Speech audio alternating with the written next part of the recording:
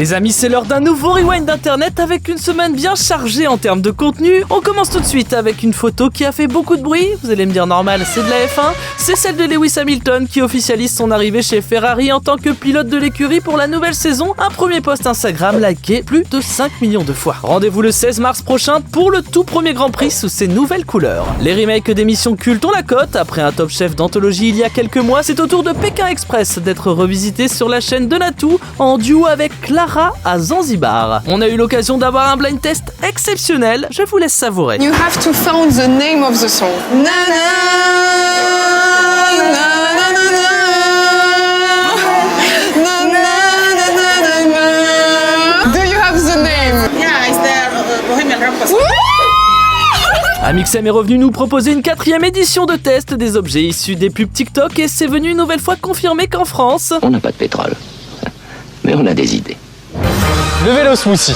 Alors le vélo smoothie, c'est très simple. Smoothieclette. Pourquoi tu dis vélo smoothie? C'est marqué la Ça, c'est la smoothieclette. smoothieclette, oui. Après avoir publié la vidéo de l'année dès le 9 janvier, Sylvain a décidé de répondre aux vraies questions que tout le monde se pose. Ça fait quoi de rouler dans un nid de poule à 150 km/h? 140, On voit un cratère. Ouais. 150.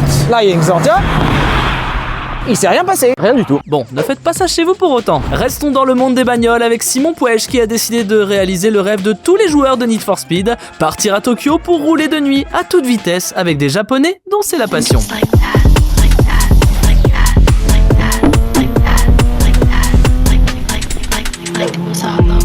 En ce moment, c'est l'Open d'Australie et après un super parcours qui l'a conduit en 8e de finale, Gaël Monfils nous a encore une fois régalé avec une danse dont il a le secret.